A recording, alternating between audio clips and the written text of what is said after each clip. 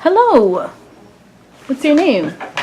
My name is Andres Molina, but I like to be called Jay. Jay. Okay. Cool. Jay, can you tell us a little bit more about yourself? I'm a I'm coming from the Dominican Republic. I came to the States when I was 17, and I'm actually a former professional baseball player in the Dominican Republic. I was trying to do something else in my life. That's why I came over to go to school, stuff like that. When the baseball team didn't work out for me, and I ended up not going to school. I just ended up, like, I got a driver license, commercial driver's license. So I ended up driving trucks for 12 years.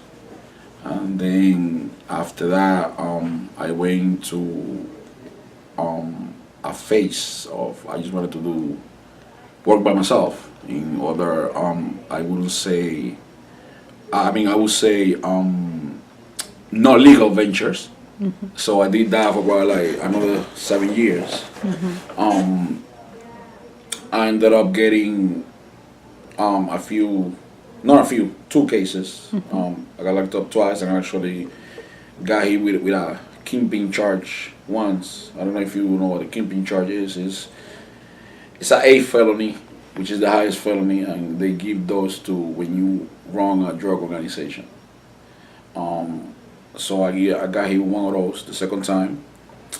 Um, and I took a plea in which instead of me doing jail time, I was sent to a drug rehab program where the 3 years inpatient program because I I was supposedly selling drugs because I was an addict. So that's why I ended up getting that program. And in that program, I got like better my life. I went to school. I got a KSAC-T, which is the degree that you need to become a drug counselor. I was doing the inpatient program in this program place, so I could end up working with them. They have like a program called not inpatient. I'm sorry. The program is called staffing training program. So I was trying, I was gonna end up working with them, and that's when I got sick. I got a rare disease. I ended up being in the hospital for 2.5 years, not being able to move, kind of like in a coma type of state. And from what they told me, usually people that have the disease that I have, that I had, because it's not even anymore, usually don't recover from that. Either they die or they end up being they end up like a vegetable. What's the name of the It's disease? called cryptogenic organized pneumonia. It's like very rare disease. Not a lot of people. Supposedly, I brought it back from the Dominican Republic. It was dormant in me, and as I got older, my immune system could, hold it anymore, so it just came out. But they said the only reason why I survived is because I was. Usually, these things happen to people in the 50s, 60s, and 60s, but it happened when I was 35. So they said that's probably one of the reasons why I survived, but it wasn't expecting for me to survive or even regain normal motor functions or nothing like that. Um, so that was an awakening. That was the what the hell are you doing? Like this is like the second time that you shit death. So you should do something with that. So I was here. They brought me here after the hospital because my when my health started improving, they decided I should not be in a hospital anymore. Should have come to a place in which I was on recovery and some therapy. And here I decided that since I was doing nothing the whole day, that I was gonna try to learn something. I got hooked up with Jen Lee, opened doors. Started writing poetry. I wanted to further my knowledge of computers and video, filming, editing, all that stuff, and I ended up doing that. And the part that I loved the most is the part that I didn't know we was gonna get into, which was the youth outreach, like talking to the kids about gun violence, about taking care of themselves. Even though I no, I'm not in this wheelchair because I got shot. I got shot at before, and I also got hit by a bullet before, but I recovered. It was in my leg. But I mainly talk to the kids about health wise. The reason why I caught this disease is because I was a diabetic early in my life, and being the fact that I wasn't taking care of myself, my diabetes somehow started weakening my immune system. So then I started started with like I would never get sick for nothing. I started getting a lot of like flus, fevers, UTIs. That's like urinary tract infection and stuff like that. So I started telling me, listen, you got to take care of it because this diabetes is weakening your immune system. Like how you were eating, wasn't? Yeah, how I was eating. Yeah. I wasn't exercising. I was. I used to smoke cigarettes. I quit 7 years ago. Thank God. A lot of cigarettes, a lot of like unhealthy food, grease, all types of stuff. So I was like a ticking time bomb about to explode. The thing is that I was young, so my body was like taking all that and working with it. But after a while, it was like, pow, it just it, I don't even remember. I just remember I was in the bed. I felt like something was burning inside my body, and the next time I woke up, I have a beard like this. I have mustache like this. Ma, what happened? Oh, it's been 3 months. 3 months? What do you mean 3? Why I can move? Like why I'm so big? Like mom, what happened? And she's like, you gotta chill because I can't explain everything that happened to you right away. So, like you have to, when you wake up like that, I'm like, well, just yesterday I was looking nice and I was going out and now I have this beer and all that, and they had me tied to the bed because I had a tube in my mouth to breathe. And they told me that when I was in the coma, I always wanted to take it off. So that's basically me, right there. Wow. So when did you come to Roosevelt Island? Or? I came to Roosevelt in 2016. I was, like I said, in the hospital, and they found this place for me to come and recuperate. Oh, okay. So you're originally from the Dominican Republic. Yes. But where did you live between the Dominican Republic and Roosevelt Island? Where were you? Okay, I live in a few different places, but I'm mainly from the Lower East Side. That's where I grew up. Well, actually, I grew old, I would say, because I got there when I was 17. I lived there probably like 15 years. I'm alive in the Lower East Side. And then here and there, I kind of like moved to Brooklyn for a little while because I had a girl over there. Then I moved to the Bronx for a little while because it was easier to be closer to my driving job. But I was just like probably for like not even a year, months. I would always come back to the Lower East Side. Oh, okay, nice. I mean, so how do you like the island? I mean, what are your thoughts on it? If I were to describe Roosevelt Island with one word, I would say an oasis, like paradise. Like I have never felt so safe in any other place than here.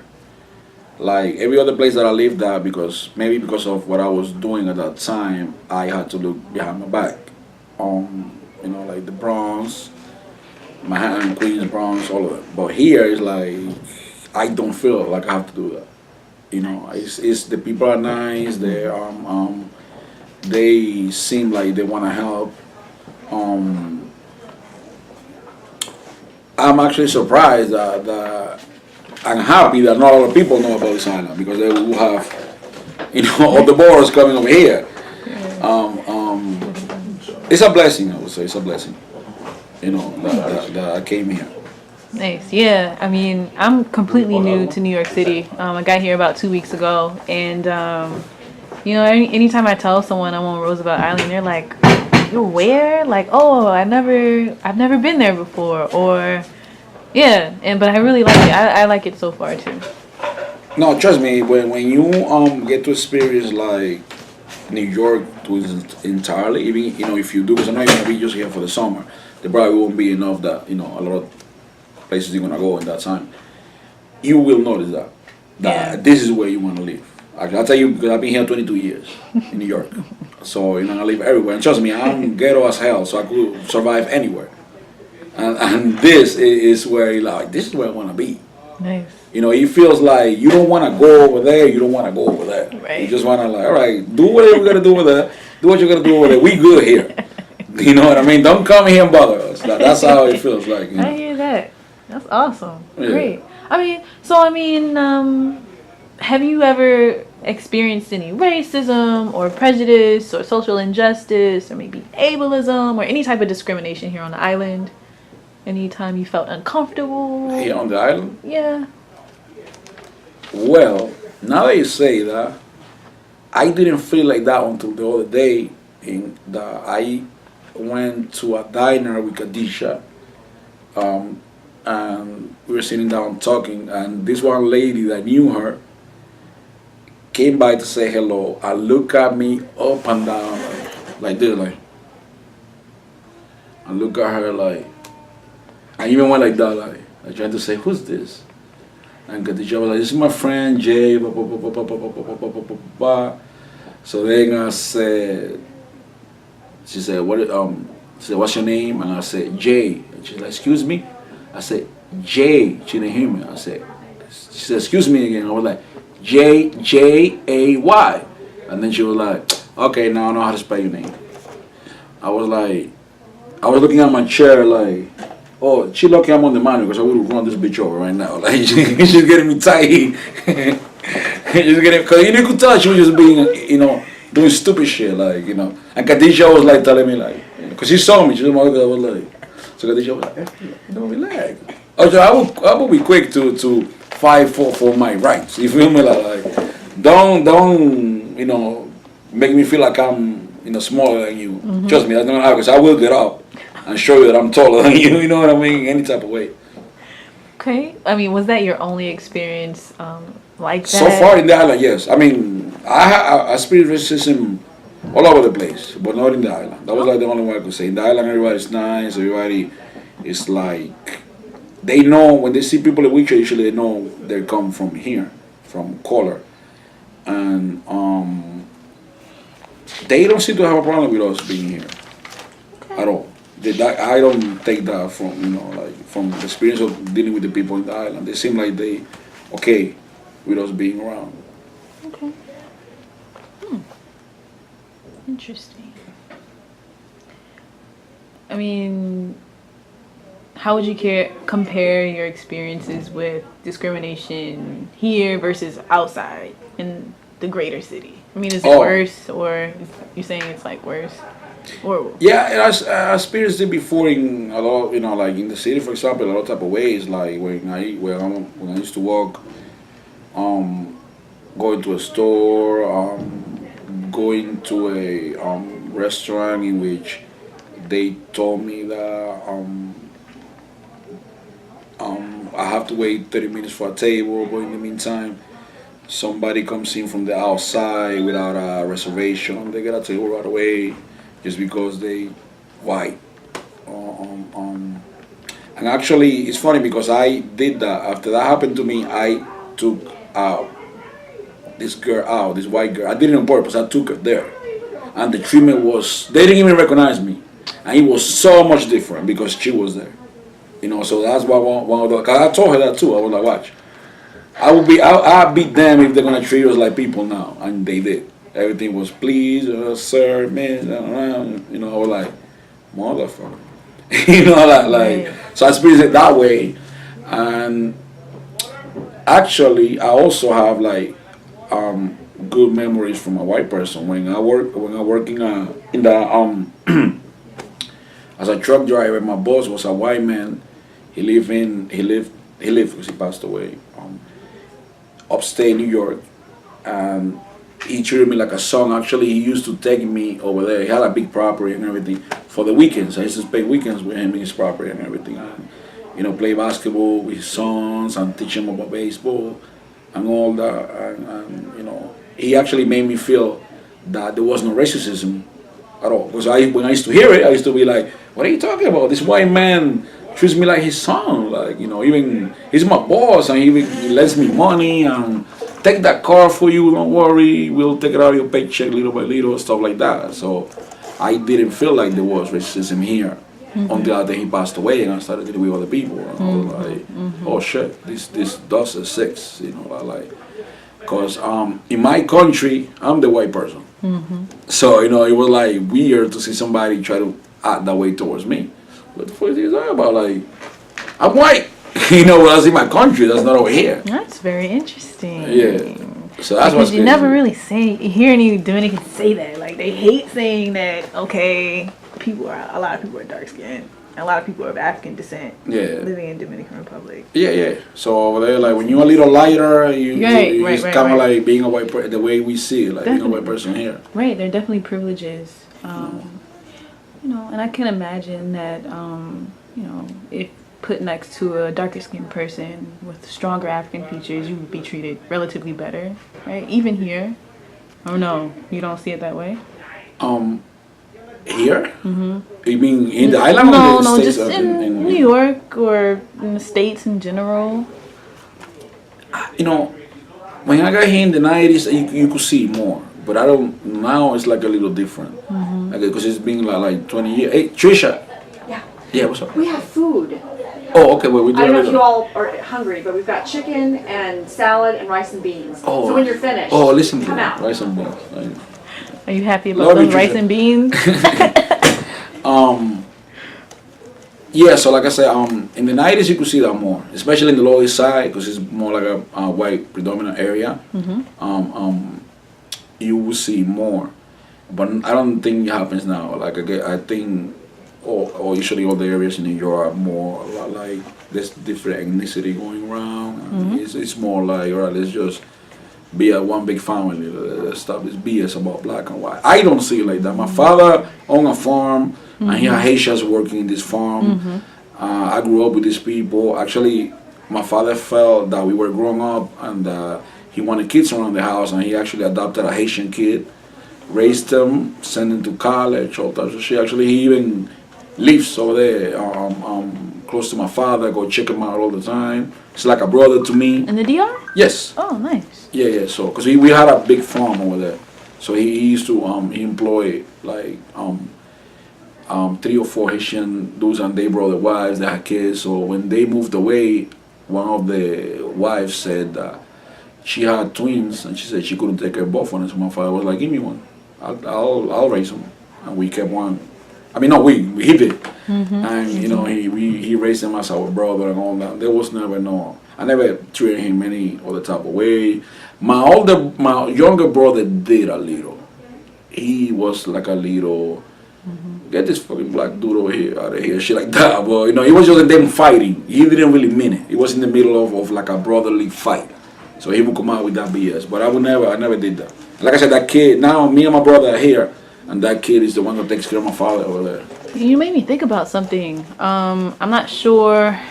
I don't have the timelines accurate in my mind, but I did read an article about Afro-Dominicans, the ones who are less physically mixed, were being forced to move to Haiti.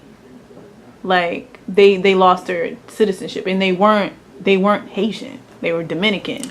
But because they were black, they were being pushed on the other side of the island, Hispaniola. So this is like something that happened? Recent, yeah. I mean, it was like it was considered like a refugee crisis. Yeah, because what's going on right now is that a lot of when the earthquake happened, the Dominican government let a lot of them come over, and they told them be here for only 2 years. We're gonna let you be here for 2 years, and they stood there for longer than that.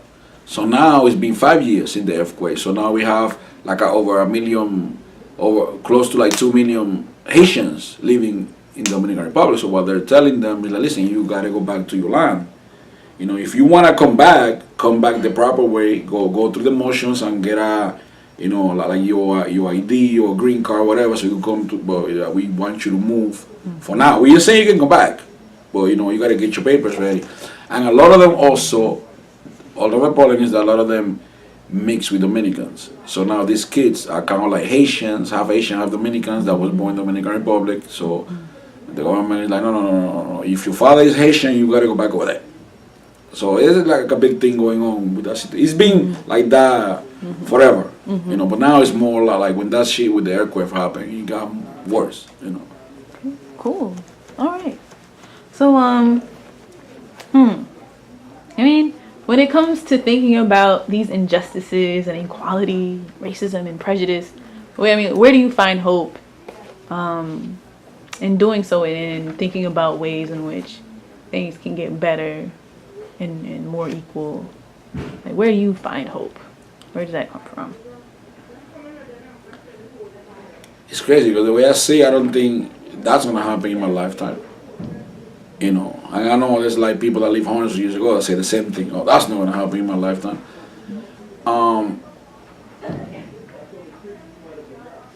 You know, it's crazy, but you know, what happened to me as far as like me being sick, I think it should happen to a lot of people because situations like that shock you and wake you up, and I think that's the only way that you're gonna actually appreciate life and others. Like right now, I'm more humble, more in touch with my human side. Before I wouldn't touch a man in a wheelchair. Now when I go around and I see the older residents here, I go to them. I go like that. I kiss them in the head. I grab their arm. You know, like because I went through that. I feel that they deserve a lot of love, a lot of attention, and I wouldn't do that. I would be the one like, oh no, get the fuck out of here. I don't know what he got. I don't give a fuck if he got something. Like, you know what I mean? Like, you know, if see you over there and everybody's neglecting you, I'm gonna give you some love. And I do it all the time because there's this Indian dude that's here. He been here for years. Nobody knows where he came from. Nobody knows what he got. They don't even know his name. Like a John Doe. I go over there, and, you know, he likes it when I go like that. I'm all in his face. I play with him. I bring him. Like he's a diabetic, but I bring him them lollipops that's like sugar free. And I'm not supposed to give them. I'm like, yeah, shit. Suck on that motherfucker real quick. And when I see the nurse coming, I'll take it away. And I bounce, you know, like, because I know they appreciate that, you know. When I found out that he's from, no, they thought he was from Pakistan, he's from India. So I went and bought him Indian food because I thought, listen, he probably will appreciate some food from his country. Because with the beers they give him here, you know what I mean? So I brought him some Indian food. He was like, thank you. He ain't got no teeth. Thank you. I'm like, all right, you know, do you? And I don't know, these are little things, but to me, I think they mean a lot. Yeah, you know, because I just, you know, who's gonna take the time to do that for you? These nurses wouldn't do that. Not because they don't want to. These nurses are great because they can do that. You know, that's against the rules for them to bring them food. Oh, I see. Yeah, so like, that's, you know. Well, I'm glad to hear about that. I mean, I don't know. I guess you find hope in the daily actions that you can take. I don't know. Like, I'm impressed. I think your actions are definitely appreciated and needed. Yeah, and the crazy thing is that I wasn't like that. That's the thing. If this didn't happen to me, we probably would have never met. He probably would have heard from me. Oh, there's some Dominican dude doing 30 years in jail because he used to run this or run that. You know, I didn't. That's not how I wanted to be remembered. Right. You know, like that, like a big drug dealer. No, that's not really who I am. I came from a good family. Just that my family here. That's what they were doing. All my cousins, uncles, so it was one of those like, well, let's just get on the family business, you know. Is there anything else you'd like to add or say? Like, it's just we should forget about the color of our skin, how we look, if you got hair or not. Tall or short, you know, we should just like get along, you know, like so much better, so much easier, so much rewarding. I think that's how we were meant to live life, getting along, you know, like just forget about where you're from, all that, you know. That's it. Well, thank you. You're welcome. Thank you very much. All right. Jay. Yes.